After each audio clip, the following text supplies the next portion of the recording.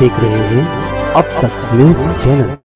दर्शकों, स्वागत है आपका अब तक न्यूज इंडिया पर। मैं जाबिर शाह। आइए दर्शकों, एक बार फिर मालेगांव शहर का भुईकोट किला यानी कि मालेगांव शहर का वो ऐतिहासिक ज़मीनी किला जो मालेगांव महानगर पालिका के बिल्कुल सामने मालेगांव शहर का ऐतिहासिक ज़मीनी किला है, वो हमेशा ही विवादों में रहा है। मालेगांव शहर में कई सालों से मालेगांव शहर के भुईकोट किले पर बसे हुए लोगों को अतिक्रमण का नाम दिया जाता है। मालेगांव शहर की कई अलग अलग तंजीमें, अलग अलग संस्था, वो अलग अलग लोगों की ओर से इस भुईकोट किले को बचाने के लिए आंदोलन छेड़े जाते हैं।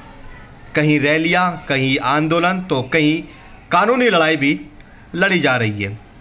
वैसे इस भुईकोट किले को खाली करने के लिए लोक आयुक्त का आदेश भी आया हुआ है कि इस पर का अतिक्रमण हटाया जाए, लेकिन ये कई सालों की लड़ाई है और ये लड़ाई एक सियासी रूप भी इख्तियार कर लेती है। जब जब इस किले के ऊपर का अतिक्रमण हटाने की बात आती है तो यहाँ सियासत शुरू हो जाती है।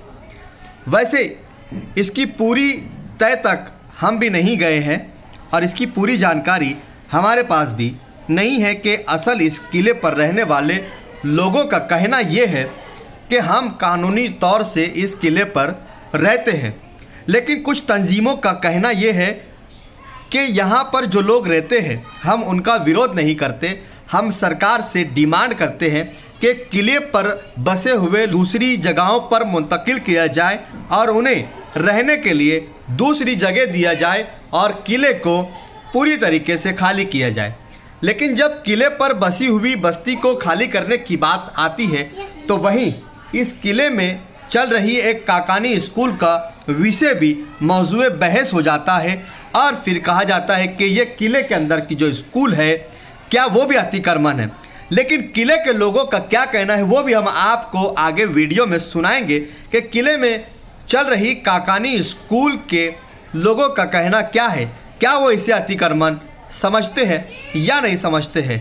आज फिर मालेगांव शहर के उप जिला अधिकारी को एक निवेदन दिया गया जिसमें ये डिमांड की गई कि मालेगांव शहर का भुईकोट किला इसे खाली किया जाए और इस किले को घूमने फिरने के लायक बना जाए और इसे अतिक्रमण से मुक्त किया जाए। यहाँ रहने वाले लोगों का पुनर्वसन किया जाए, उन्हें दूसरी जगह पर जगह दी जाए।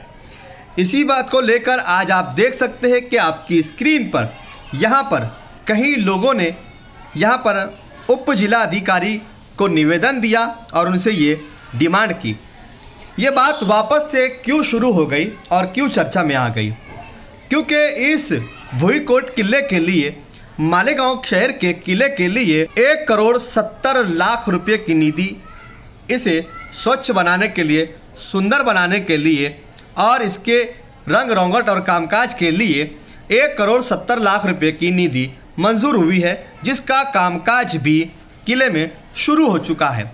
तो वहीं कुछ लोगों का, तंजीमों का, अदारों का, संस्थाओं का ये कहना है कि इतनी सी निधि में कुछ नहीं होने वाला है, इसके लिए और भी करोड़ों रुपये की निधि इस किले को और बेहतर, सुंदर, स्वच्छ और खूबसूरत बनाने के लिए लगेंगी। लेकिन जहां हमें निधि की ज़रूरत पड़ने वाली है तो वहीं इस किले को भी खाली करना होगा। आइए सुनते हैं रामदास बोरसे से, निखिल पवार से और किले में चला रहे काकानी स्कूल के लोगों का क्या है कहना। क्या अब इन मुद्दे के बाद वापस से फिर इस भुईकोट किले पर राजनीति शुरू होगी या नहीं होगी। वैसे तो आज महाराष्ट्र के विधानसभा चुनाव का बिगुल भी बज चुका है और ऐसे समय पर भुईकोट किले का विषय उठ जाना, ये राजकीय लोगों को एक मौका भी मिल जाएगा अपनी राजनीति करने का। अब देखना यह है कि कौन कौन लोग इसमें राजनीति करते हैं, भुईकोट किले को कितना राजनीतिक तौर पर कौन इसका फ़ायदा उठाएगा, कौन इससे राजकीय मुद्दा बनाएगा। आइए सुनते हैं मुकम्मल स्पेशल रिपोर्ट। ऐतिहासिक भुईकोट किल्ला संदर्भात महाराष्ट्र शासन पुरातत्व विभाग यांच्याकडून जो निधी उपलब्ध झाला 1,87,00,000 रुपये. त्या 1,87,00,000 रुपये निधी झाल्याबद्दल आज आम्ही या मालेगाव शहरातील ऐतिहासिक भुईकोट किल्ल्याचे 2 विषय ठेवले होते शासन दरबारी. लोक आयुक्ताकडे 2017 मध्ये एक कैफियत दाखल केली होती. हा ऐतिहासिक भुईकोट किल्ल्याचं संवर्धन आणि जतन व्हावं, तसेच याच्यावरती मोठ्या प्रमाणावर जे अतिक्रमण झालेले आहे ते कमर्शियल असेल, घरगुती असेल किंवा खाजगी असेल ते काढण्यात यावं.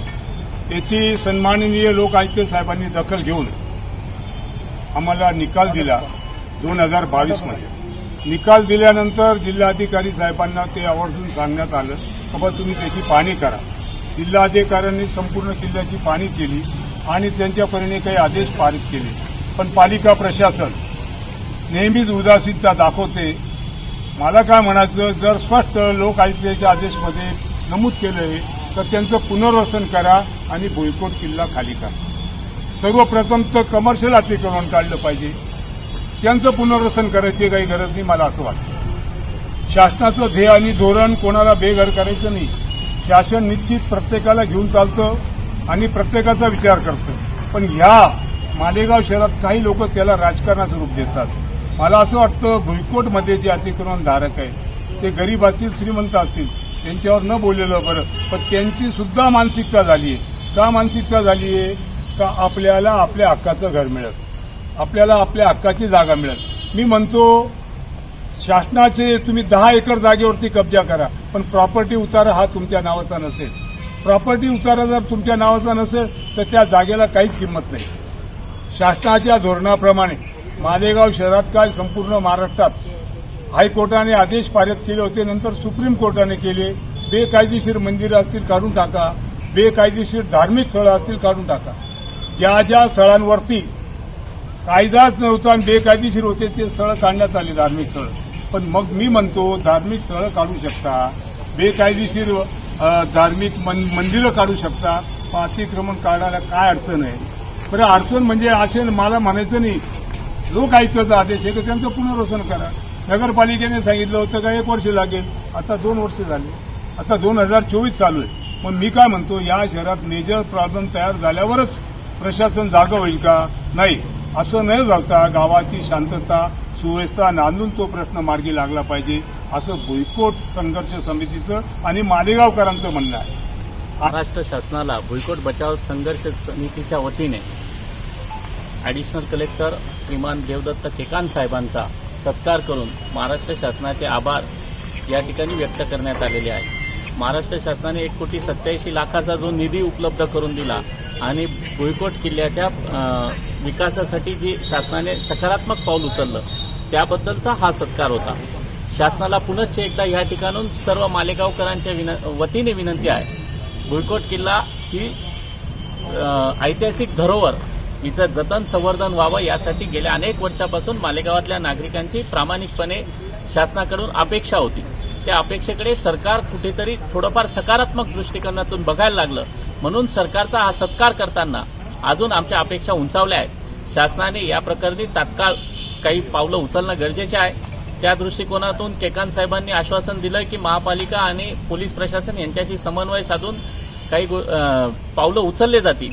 परंतु येणाऱ्या काळामध्ये शासनाने या भुईकोट किल्ल्याचं जतन आणि संवर्धन करण्यासाठी वाढीव निधी उपलब्ध करून द्यावा. त्याचबरोबर हे एक मालेगाव शहरात पर्यटनासाठी दुसऱ्या कोणत्या वास्तू नाही, ज्या ऐतिहासिक वास्तूंचं महत्त्व जतन झालं पाहिजे, त्यांच्या येणाऱ्या पिढ्यांना त्यांच्या इतिहासाच्या साक्षी देणाऱ्या ह्या ज्या वास्तू आहेत यांच्यातून जी प्रेरणा मिळते ती प्रेरणा मिळावी यासाठी या वास्तूंचं अतिशय भव्य दिव्य आणि ऐतिहासिक महत्त्व लक्षात घेऊन त्याचा सुशोभीकरण आणि इतर गोष्टी उपलब्ध करून देणं गरजेचं आहे. पर्यटनालाही चालना मिळेल आणि विकासालाही साथ मिळेल. यासाठी मालेगाव विकास करत असताना भुईकोट किल्ला हा दुर्लक्षित होता कामा नये.